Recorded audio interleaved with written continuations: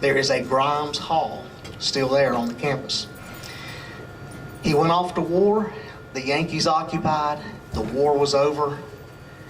The Yankees didn't leave. They stayed and guarded the polls so that only the Yankee carpetbaggers and scalawags could be elected to office.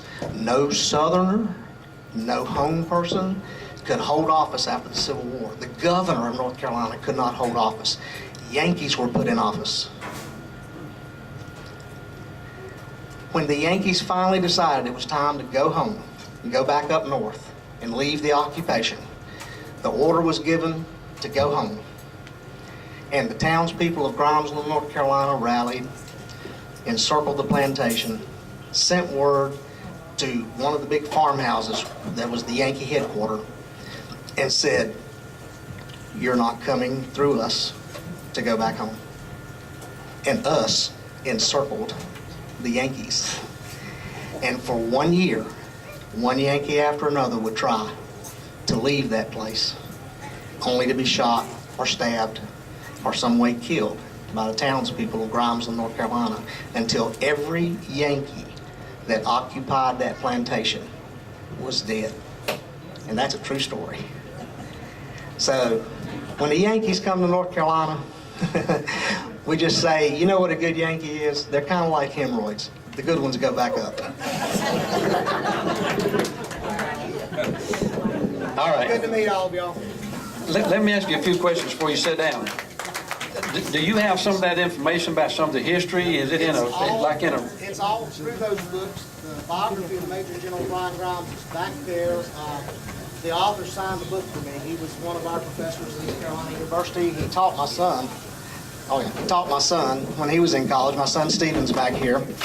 I didn't know anything about Major General Brian Grimes when I was going to college. One of my professors said, "Are you kin to those Grimeses?" I said, "I don't know." I knew my family tree 9, 8, 7. That's all I knew right there until I did the DNA test in 2005. And now I know over 6,000 Grimeses. And they're all kin to me, and I know why. You know where you came from? Some of you might be offended again. Hang on to your hats. You're Jews. You came from the Middle East in the 1st century, and you migrated through Russia. How did that happen? In the Dark Ages, there was a group of marauding people that came down through Europe, conquering and killing and pillaging. They just called themselves farmers, but they conquered most of Europe. They built all the cathedrals of Europe. They built Notre Dame. You know who I'm talking about? The Vikings, the Norsemen. They traded. They came down the Volga River of Russia all the way to the Black Sea, and they traded in the Middle East. And one Grimes, sometime or another, decided, I'm going to go with them back on the trade route, and went up through the Volga, and we settled in Russia for several hundred years. Our DNA is all over Russia. And from there, we said, why stop there? Let's go to Scandinavia. So we lived with the Norsemen, and we became Vikings. Our name was O'Gormley-Hague, not Grimes. Grimes came from that. That was our Viking name, O'Gormley-Hague. We were sons of fierce warriors. And we were part of the farmers that went on raids. And we raided Scotland. And we settled in Scotland. And we went all over the British Isles, Scotland, England. We went to Ireland. And if I've seen Grimeses almost come to fisticuffs because they'll say, I'm Scottish. No, you're not. You're Irish. No, we're all English. Well, you guys, listen, your ancestors came over here on a boat with an Englishman named Robert Woodhouse. Okay? And you were Scottish, no matter what anybody tells you. And our DNA traces back to Scotland. We came from the Clan Graham. There's 2 groups of families, Menteith and Montrose. I've got our tartan back here. But we are from the Clan Graham. And you wonder how'd you get Grimes from Graham? Well, it was spelled G-R-A-E-M, and the way you pronounce it's Grimm. So when you gave your name to somebody taking a census, what's your name? Grimm. G-R-I-M, right? And they put down Grimm. And there's a bunch of those guys that live together, so they call them Grimeses. You know, the name gets changed. If you study the English history, You remember the Romans invaded there? And this emperor named Hadrian built a wall because the Celts were crazy. I mean, they had women fighting. They fought naked. They wore blue paint.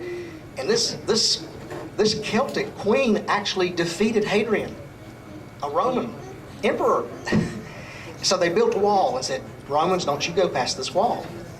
But they did. You know, they started intermarrying, and you know how stuff happens. You trade a little bit, and you say, that girl looks pretty good. And before you know it, there's this Roman marrying this Celtic person, and it all starts. So a little further north, there was a family that said, we're making another line. This is as far as you go. It's called Grimes Ditch in Scotland.